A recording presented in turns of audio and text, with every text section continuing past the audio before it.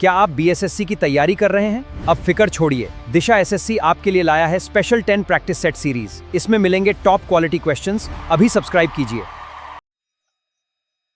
नमस्कार, कैसे हैं आप लोग? उम्मीद करते हैं मस्त होंगे, स्वस्थ होंगे। मैं हूं पंकज और आज हम लोग कवर करने वाले टॉपिक क्लासिकल डांस। इस टॉपिक से हर एक एग्जाम में 2 से 3 क्वेश्चन तो आते ही आते हैं और कभी कभी तो इससे 4 क्वेश्चन भी देखने को मिले हैं। तो बने रहिए इस टॉपिक के साथ। टोटल क्लासिकल डांस हम कवर करेंगे, थ्योरी या प्लस लास्ट में हम लोग करेंगे 10 MCQ क्वेश्चन। तो बने रहिए हमारे क्लास में। अभी तक अगर लाइक नहीं किया तो लाइक कर दीजिए और सब्सक्राइब कर दीजिएगा। चलते हैं हम अपने क्लासिकल डांस की ओर। सबसे पहले देखते हैं इसकी इंट्रोडक्शन। इंट्रोडक्शन क्या होने वाला है? सबसे पहले जो इसकी जानकारी है, हमें क्लासिकल डांस की जानकारी सबसे पहले कहाँ से मिलती है? तो भरत मुनि के नाट्य शास्त्र से मिलती है। किससे? भरत मुनि के नाट्य शास्त्र से। ये क्वेश्चन कितना बार रिपीट हो चुका है, याद रखिएगा। और इसको क्या माना गया है? इसको पंचम वेद माना गया। किसको? नाट्य शास्त्र को। जो कि नाट्य शास्त्र है किसका? तो ये भरत मुनि का है। इस ग्रंथ भारतीय शास्त्रीय कलाओं और नृत्यों का सबसे प्राचीन व प्रमाणिक स्रोत माना जाता है। किसको? पंचम वेद, जो कि भरत मुनि के द्वारा लिखा गया है नाट्य शास्त्र से। चलते हैं अगले स्लाइड की ओर। अगला स्लाइड क्या है हमारा? क्लासिकल डांस की कुल संख्या। कितने क्लासिकल डांस है? तो ये है टोटल 8, लेकिन मिनिस्ट्री ऑफ कल्चर ने 9 माना है। मिनिस्ट्री ऑफ कल्चर ने कितना माना है? 9। और संगीत नाटक अकादमी ने कितना माना है? 8। अब इसमें देख लेते हैं क्या अंतर है। तो मिनिस्ट्री ऑफ कल्चर ने 6 को 9th माना है। कितना माना है? 9th। तो क्वेश्चन यहाँ से आएगा कि total classical dance according to ministry of culture कितना है? तो हम मारेंगे, टिक करेंगे 9। कितना करेंगे? 9। लेकिन संगीत नाटक अकादमी के अनुसार ये सिर्फ 8 ही है। अब देख लेते हैं संगीत नाटक अकादमी की स्थापना कब हुई थी? तो ये हुई थी 28 जनवरी 1953 को। कहाँ हुई थी? दिल्ली में। तो ये इंपॉर्टेंट पॉइंट था। चलते हैं आगे की ओर। आगे हमारा होने वाला है छऊ, जो कि 9th क्लासिकल डांस किसके अनुसार? मिनिस्ट्री ऑफ कल्चर के हिसाब से। ठीक है, अब छऊ के बारे में हम कुछ देख लेते हैं। छऊ को सेमी क्लासिकल डांस कहा जाता है। मतलब ये फुल क्लासिकल डांस नहीं होता है। इसको क्या कहा जाता है? Semi classical dance. क्यों कहा जाता है? अब अगला फैक्ट है इसका, इसे यूनेस्को के अमूर्त सूची में 2010 में शामिल किया गया था। क्वेश्चन ये भी आ सकता है कि इसको छऊ को यूनेस्को में कब शामिल किया गया? तो 2010 में। इसके प्रमुख 3 प्रकार होते हैं। छऊ के कितने प्रकार? 3। पहला मयूरभंजक, दूसरा सरायकेला छऊ, तीसरा पुरुलिया छऊ। तो इसके कभी कभी प्रकार भी पूछ लिए जाते हैं। ऑप्शन में 4 आपको दिया जाएगा, उसमें से एक कोई ना कोई इसमें से नहीं रहेगा। तो आप लोग देख लीजिएगा ये तीनों है या नहीं। मयूरभंजक छऊ, सरायकेला छऊ या पुरुलिया छऊ, ये किसके हैं? छऊ डांस के प्रकार है, टाइप से।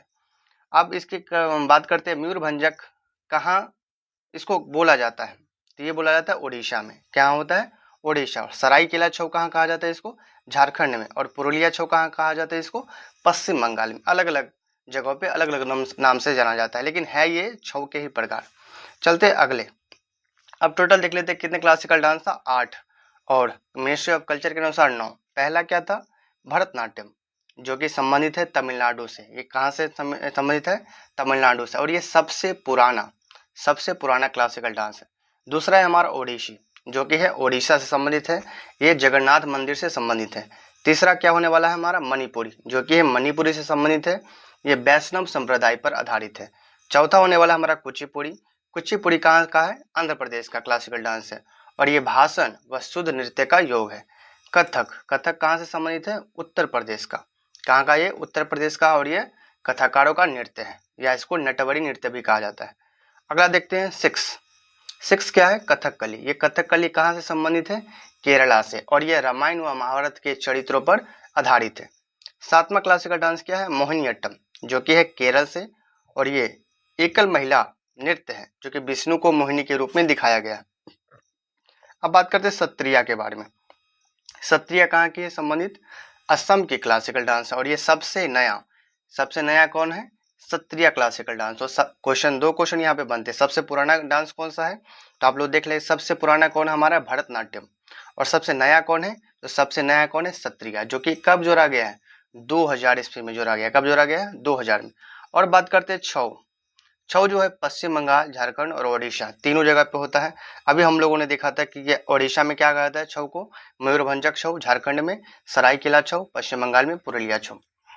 चलते हैं, अब आते हैं अपने क्लासिकल डांस की ओर। पहला हमारा क्लासिकल डांस क्या होने वाला है? भरतनाट्यम। क्या होने वाला है? भरतनाट्यम। इसको हम देखते हैं पहले। भरतनाट्यम जो है यह तमिलनाडु का नृत्य है। भारत की प्राचीनतम और सर्वप्रमुख शास्त्रीय नृत्य शैली है। इसका पुराना नाम क्या है? सादिर।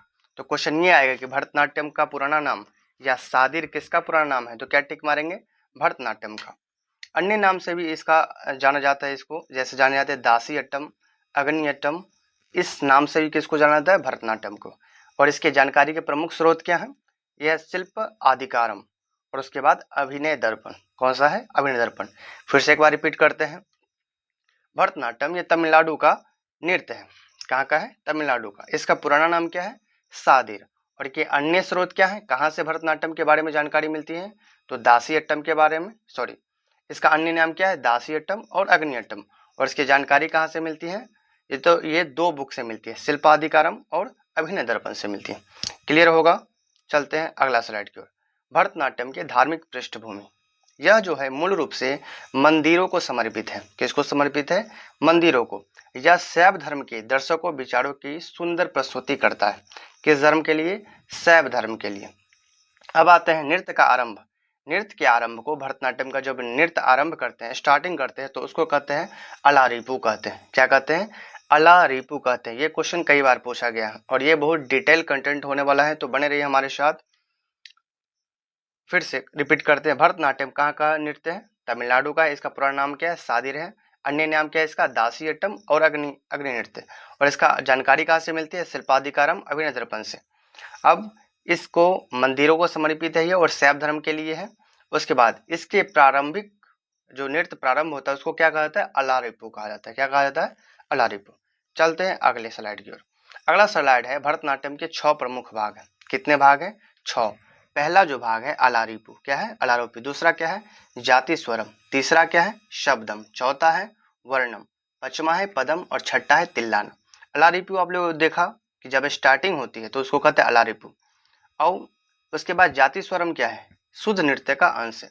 शब्दम क्या है? शब्दों के साथ की जाने वाली लघु रचनाएं हैं। वर्णम क्या है? नृत्य और भाव का पूर्ण संयोजन जो एक कथा व्यक्त करता है। पदम क्या है? धार्मिक प्रार्थना, भजन या कीर्तन है। और तिल्लाना क्या है? हिंदुस्तानी संगीत के तराने के समान द्रुत लय का अंतिम भाग होता है। चलते हैं भरतनाट्यम की कुछ विशेष महत्वपूर्ण तथ्य देखते हैं। नाट्य रूप का स्वरूप पाने वाला भारत का पहला शास्त्रीय नृत्य कौन है? भरतनाट्यम। पहले ही आप हम लोग देख चुके हैं कि सबसे पुराना है। तो सबसे पहले जो शास्त्रीय नृत्य का स्वरूप कौन पाया था? भरतनाट्यम। कटक का मुख्य हस्त मुद्रा, इसमें 3 उंगलियों को आपस में जोड़कर पवित्र शब्द ओम का प्रतीक बनाया जाता है। तो क्वेश्चन ये आएगा कि ओम का प्रतीक जो है किस क्लासिकल डांस में बनाया जाता है? तो टिक मारेंगे भरतनाट्यम में। नृत्य का अंत किससे होता है? नृत्य का अंत होता है तिल्लाना से। किससे होता है? तिल्लाना। नृत्य का प्रारंभ किससे हो रहा था? नृत्य का प्रारंभ हो रहा था अलारिपू से। और अंत किससे हो रहा है? अंत हो रहा है तिल्लाना से। ये आप लोग याद रखिएगा। नट्टुवार भरतनाट्यम का शिक्षक नृत्य प्रदर्शन के समय कविता पाठ करता है। कौन? नट्टुवार। नट्टुवार किसको कहते हैं? जो नृत्य प्रदर्शन के समय कविता का पाठ करता है। तो आप इनको याद कर लीजिएगा। चलते हैं अगले स्लाइड की ओर। अगला स्लाइड क्या है? भरतनाट्यम की संगीत व शैलियाँ। इसके संगीत व शैलियाँ क्या होती है? संगीत पद्धति, इस नृत्य की धनु के लिए कर्नाटक संगीत का प्रयोग होता है। तो क्वेश्चन ये है कि भरतनाट्यम में किस नृत्य का प्रयोग होता है? तो कर्नाटक संगीत का।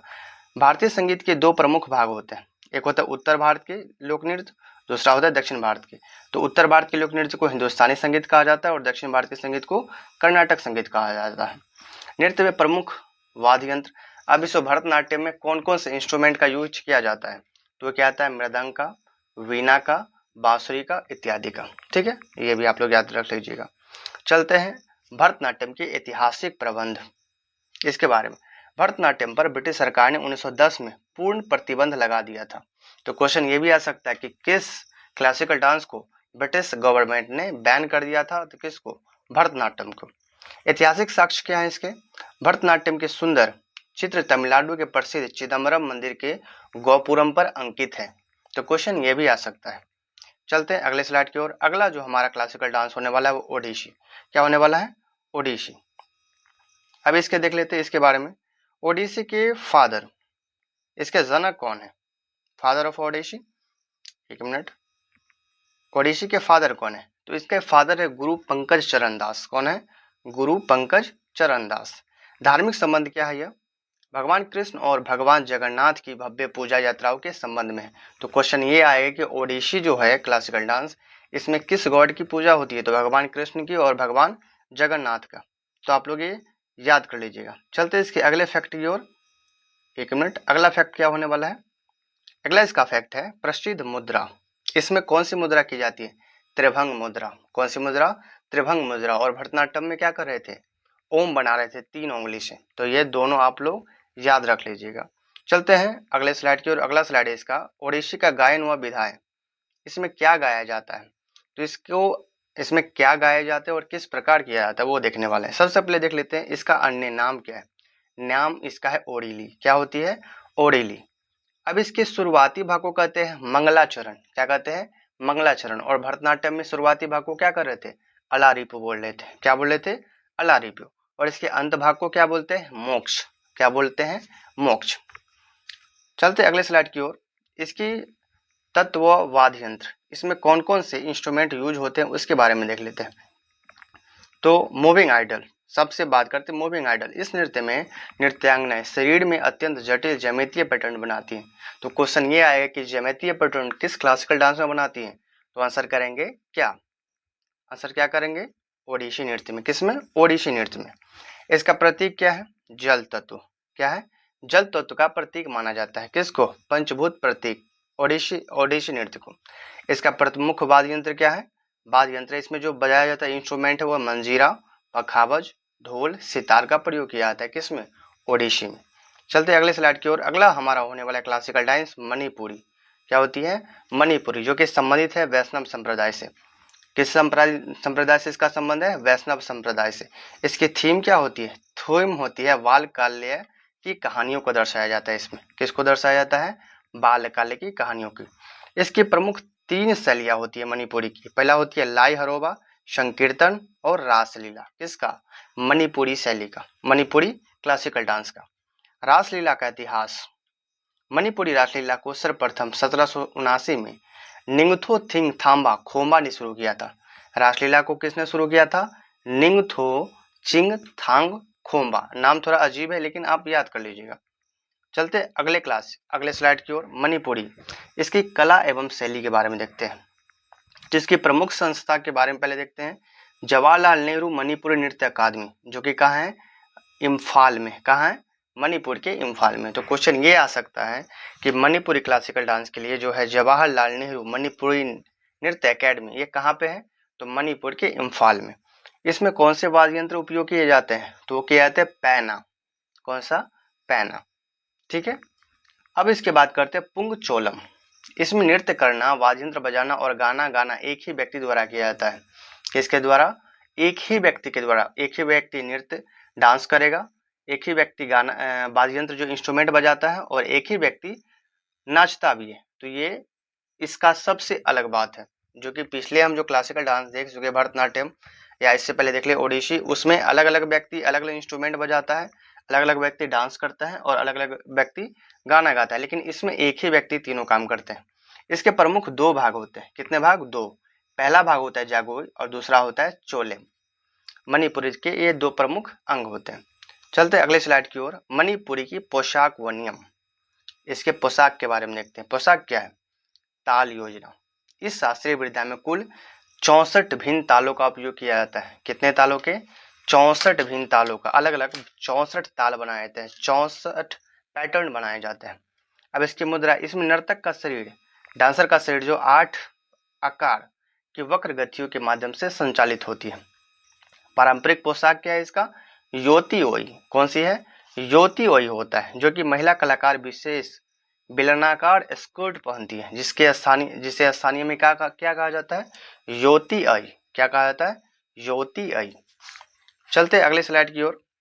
अगला जो हमारा डांस होने वाला है वो होने वाला है कुचिपुड़ी। क्या होने वाला है? कुचिपुड़ी। अब इसके देख लेते हैं, हिस्ट्री के बारे में देखते हैं। अगर आपको वीडियो अच्छा लग रहा हो, डिटेल लग रहा हो, तो चैनल को लाइक कीजिएगा, सब्सक्राइब कीजिएगा और अपने दोस्तों के साथ भी शेयर कर दीजिएगा। अब इसके देखते हैं नामकरण की उत्पत्ति। कुचिपुड़ी के नामकरण की उत्पत्ति। एक मिनट। कुचिपुड़ी की नामकरण की उत्पत्ति। इस नृत्य का नाम आंध्र प्रदेश के कृष्णा जिले के एक गांव कुचेलापुरम के नाम पर रखा गया है। किसके नाम पर? कुचेलापुरम के नाम पर इस जो क्लासिकल डांस का नाम कुचिपुड़ी रख दिया गया। इसका संगम क्या है? यह नृत्य मुख्य रूप से भाषण और शुद्ध नृत्य के तत्वों को आपस में जोड़ता है और इसका आधार कौन है? भागवत पुराण। क्या है? भागवत पुराण। तो क्वेश्चन जब भी आएगा कि भागवत पुराण किस क्लासिकल डांस का आधार है, तो हम टिक करेंगे क्या? कुचिपुड़ी का। चलते अगले स्लाइड की ओर। कुचिपुड़ी में तरंगम व संगीत। तरंगम सबसे पहले देख लेते, तरंगम होता क्या है?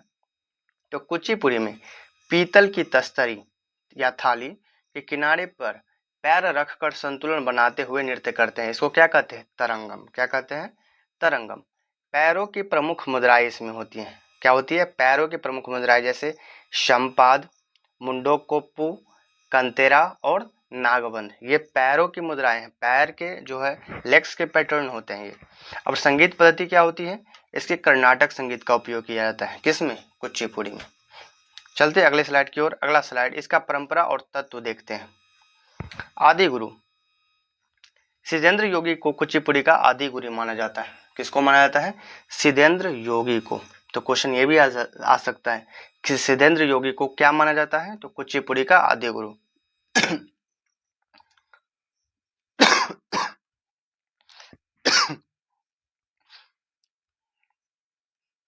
अब आते हैं भागवत तालु। भागवत तालु इस नृत्य को करने वाले पारंपरिक नर्तकों को स्थानीय रूप से भागवत तालु कहा जाता है। किसको? कुचिपुड़ी को। चलते अगले स्लाइड की ओर। अगला स्लाइड होता है इसकी प्रमुख प्रस्तुतियां। किसकी? कुचिपुड़ी की। मंडूक शब्द कुचिपुड़ी में यह एक बहुत ही प्रसिद्ध नाट्य प्रस्तुत है जो एक मेढक की कहानी को दर्शाता है। अब इसके जल चित्र नृत्य क्या है? इस कठिन कला प्रदर्शन में कलाकार नृत्य करते हुए अपने पैर के अंगूठे से फर्श पर सुंदर चित्र उकेरता है। तो कुचिपुड़ी की सबसे खास बात क्या है कि इसमें जो पर्सन होते हैं, वो जो डांस करता है, वो अपने पैर के अंगूठे से क्या बनाता है? एक पैटर्न बनाता है, चित्र बनाता है। कहाँ? नीचे की ओर, फर्श पे। ठीक है। अब चलते हैं अगले स्लाइड पे। अगला हमारा नृत्य होने वाला है क्लासिकल डांस कथक, जो कि है उत्तर भारत की कला। अब देखते हैं कथक के बारे में। इसका उपनाम क्या है? नटवरी। क्या नाम है इसका? नटवरी। कथक का कथकारों को नृत्य भी कहा जाता है। कथकारों का नृत्य भी कहा जाता है इसको। धार्मिक आधार क्या है? राधा कृष्ण की दिव्य प्रेम लीलाओं और कथाओं पर आधारित है। कौन से? कथक नृत्य। अब मुख्य लक्षण क्या है? पैरों में बंधे सैकड़ों घुंघरू और तेज चक्कर इस नृत्य शैली की सर्वप्रमुख विशेषता है। तो क्वेश्चन ये भी आ सकता है कि पैरों में घुंघरू किस क्लासिकल डांस में पहना जाता है? तो आंसर क्या करेंगे? कथक। और कथक किस गॉड से संबंधित है? राधा कृष्ण की प्रेम लीला से। किससे? राधा कृष्ण की प्रेम लीलाओं से। अब इसकी वेशभूषा की बात करते हैं। इसकी बनावट कैसे होती है? तो ये अनारकली कुर्ता या चूड़ीदार पैजामे के साथ लंबी कमीज पहनते हैं। किसमें? कथक में। और इसके प्रसिद्ध घराने क्या है? लखनऊ घराना, जयपुर घराना, बनारस घराना। सबसे प्राचीन घराना कौन सा है? बनारस घराना। और रायगढ़ घराना शैली। अगर आप लोगों ने घराना का क्लास नहीं किया है तो आप जाके देख सकते हैं हमारे चैनल पे। घराना का कंप्लीट क्लास हमने करवा दिया है, तो आप जाके देख सकते हैं। अगले स्लाइड पे आते हैं। इसका इतिहास और संरक्षण। इसको पुनर्जीवन कब किया गया? कथक की शास्त्रीय शैली को 20वीं शताब्दी में प्रसिद्ध नृत्यांगना लेडी लीला सोखे, कौन? लेडी लीला सोखे द्वारा पुनर्जीवित किया गया था। कब? 20वीं शताब्दी में। उससे पहले क्या हो गया था? ये विलुप्त हो गया था। अब इसके प्रमुख वैचारिक विषय क्या है? इसकी मूल आत्मा हिंदू धर्म के वैष्णववाद से जुड़ी हुई है। किससे जुड़ी हुई है? वैष्णववाद से। दरबारी प्रभाव क्या है? इस नृत्य को का जो वर्तमान स्वरूप हम देखते हैं वह काफी हद तक मध्यकालीन मुगल परंपरा के प्रभाव से पुरस्कृत है। मतलब इसमें जो हम नृत्य देखेंगे उसमें मुगल कालीन जो परंपरा आ रही थी, उस समय जो डांस हो रही थी, उस समय जो नृत्य हो रहे थे, उसी के कुछ इसमें भाग ऐड किया गया है। जैसे हम लोग का एजुकेशन सिस्टम है वह अंग्रेजों के दिए हुए एजुकेशन सिस्टम का ही एक पैटर्न बना हुआ है। उसी तरह ये मुगल परंपरा से का ही बना हुआ पैटर्न है। किसका? कथकली का। चलते अगले स्लाइड की ओर। अब कथक था वो, कथकली की ओर। कथकली कहाँ का होने वाला है? केरल का मुखौटा नृत्य। किसका होने वाला है? केरल का। कलाकार वर्ग ये पुरुषों के द्वारा किया जाता है। किसके द्वारा किया जाता है? पुरुषों। और ये किस पे बेस्ड है? रामायण और महाभारत पे। किसका आधार है ये? रामायण और महाभारत का आधार है कौन? कथकली। इसके नायक व खलनायक का भेद। नायक कौन होता है? इसको नायक कहा जाता है हीरो को, और खलनायक किसको कहा जाता है? विलन को। ये तो आपको पता ही होगा। नायक नायक इसमें पाचा कहलाता है, और खलनायक जो होता है वो कथी कहलाता है। क्या कहलाता है? कथी। इसका हाव भाव और प्रदर्शन देखते हैं। इसमें चेहरे की मांसपेशियां और आंख की विशेष संचालन द्वारा हाव भाव प्रकट किए जाते हैं। नाट्य स्थान थिएटर। कथकली के पारंपरिक प्रदर्शन थिएटर को कट्टूपालम कहा जाता है। जिस जगह पे इसको कथकली को किया जाता है तो कहीं ना कहीं जगह होगा जिसको हम लोग वैसे ही थिएटर कह देते हैं या स्टेज कह देते हैं, लेकिन इस डांस में इसको क्या क्या कहा जाता है? कट्टीपालम, कट्टूपलाम, कट्टूमपालम। प्रारंभिक वाद्य क्या है इसकी? इसकी शुरुआत कोली कोट्टू नामक बड़े ढोल बजाने से होती है, और इसमें सोपना संगीत का प्रयोग किया जाता है। चलते हैं अगले स्लाइड की ओर। अगला स्लाइड क्या हमारा? कथकली तत्व मुद्राएं। कथकली में कितनी मुद्राएं होती हैं? 24 मुख हस्त मुद्राएं होती हैं। कितनी?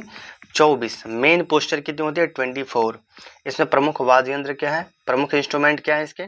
3। इसमें 3 इंस्ट्रूमेंट यूज किया जाता है जिसे कहते हैं इडक्का, चिंदा या मडालम। ठीक है।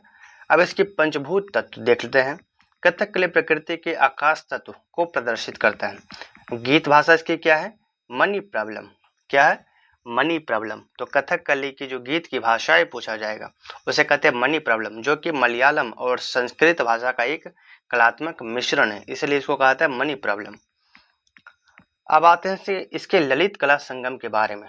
इसके 5 फॉर्म होते हैं। कितने फॉर्मेट होते हैं? 5। एक होता है लिटरेचर, म्यूजिक, पेंटिंग, एक्टिंग और डांसिंग।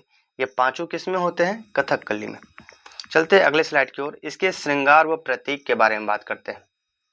अब इसके श्रृंगार, वेशम, पात्रों के अनुसार 5 प्रकार का श्रृंगार। इसमें कितने प्रकार का होता है? 5। पहला श्रृंगार होता है पाचा, दूसरा क्या होता है? काठी, तीसरा होता है थड़ी, चौथा होता है कारी, और 5वां क्या होता है?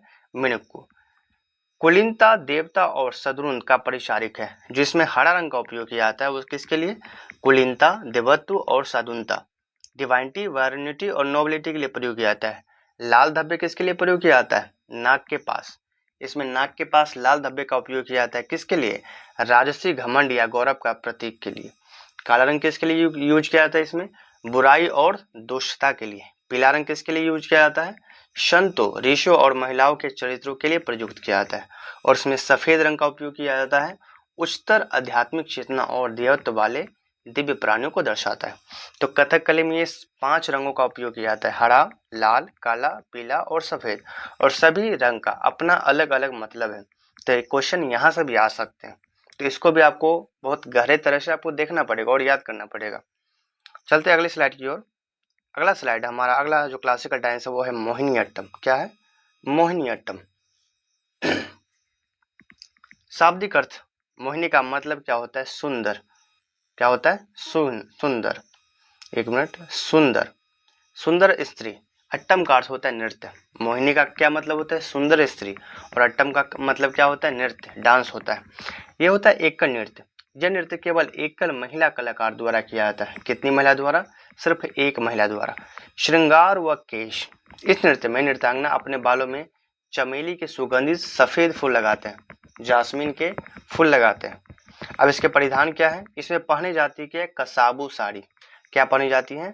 कसाबू साड़ी। अब किस ग्रंथ में इसका उल्लेख है मोहिनीअट्टम का? तो व्यवहार माला ग्रंथ में। किसमें? व्यवहार माला ग्रंथ में मोहिनीअट्टम का उल्लेख किया गया। धार्मिक कथा, ये भगवान विष्णु के मोहिनी रूप की असुरों पर विजय की सुंदर कथा पर आधारित, जिसे जादूगरनी का नृत्य कहा जाता है। जादूगरनी का नृत्य किसको कहा जाता है? मोहिनीअट्टम को। और किसके लिए समर्पित है? भगवान विष्णु के लिए। चलते हैं अगले स्लाइड की ओर। मोहिनीअट्टम की भाषा व स्वरूप, साहित्यिक भाषा इसको क्या कहा जाता है? मोहिनीअट्टम के गीतों में जो कथकली के समान मणि प्रबलम भाषा का प्रयोग होता है। किसका भाषा होता है? मणि प्रबलम। मणि प्रबलम का मतलब मलयालम प्लस संस्कृत का प्रयोग होता है। इसके प्रमुख उपविधा क्या है?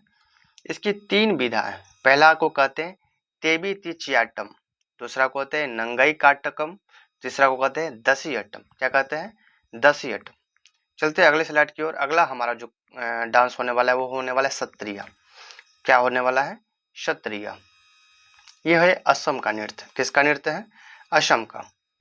नवीनतम शास्त्रीय नृत्य है जिसे 2000 वर्ष में जोड़ा गया था। तो हम पहले ही कर चुके हैं हम लोग कि सबसे न्यूएस्ट क्लासिकल डांस कौन है?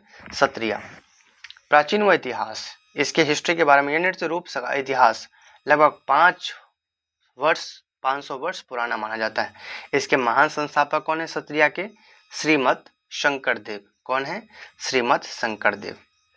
चलते अगले स्लाइड की ओर। सत्रिया के प्रदर्शन, शैली व संगीत। इसमें अंकिनायट्टम, अंकियानाट सत्रिया नृत्य के प्रारंभिक रूप से असम के प्रसिद्ध अंकियानाटम के प्रदर्शन के लिए किया जाता है। इसके पात्र क्या होते हैं? पुरुष कलाकार और महिला कलाकार। तो पुरुष कलाकार को क्या कहा जाता है? भंगी। और महिला कलाकार को सिमंगी। त्योहारों पर यह नृत्य भकोत द्वारा किया जाता है। किसके द्वारा? भकोत, पुरुष द्वारा किया जाता है। इसमें बोर्गीस संगीत क्या होते हैं? इस नृत्य प्रस्तुति में प्रयुक्त होने वाले विशेष संगीत को बोरगीत कहा जाता है। किसमें? सत्रिया में प्रयुक्त होने वाले नृत्य को। भनोवा भाग, भगोना भाग नृत्य का यह पाठ्य रूप भगवान श्री कृष्ण के जीवन की कथाओं पर पूरी तरह आधारित है। अब आते हैं माटी अखोड़ा। ये क्या है? माटी अखोड़ा सत्रिया नृत्य की बुनियादी आधार है जिसका अर्थ होता है मिट्टी पर शारीरिक। तो ये रहे क्लासिकल डांस से रिलेटेड कुछ एमसीक्यू क्वेश्चन। जल्दी से इसका आंसर दीजिएगा। जैसे फर्स्ट क्वेश्चन हमारा रहने वाला है, शास्त्रीय नृत्य के बारे में विस्तृत जानकारी देने वाले भरत मुनि के ग्रंथ नाट्य शास्त्र को किस अन्य नाम से जाना जाता है? जल्दी से इसका आंसर दीजिएगा। इसको किस नाम से जाना जाता है? आंसर होगा इसका पंचम वेद। किस नाम से जाना जाता है? पंचम वेद के नाम से जाना जाता है। चलते अगले क्वेश्चन की ओर। अगला क्वेश्चन हमारा, संगीत नाटक अकादमी और भारत के संस्कृति मंत्रालय के अनुसार शास्त्रीय नृत्यों की कुल संख्या क्रमशः कितनी है? जल्दी से इसका आंसर कीजिएगा। तो ये है 8 और 9। कितनी है?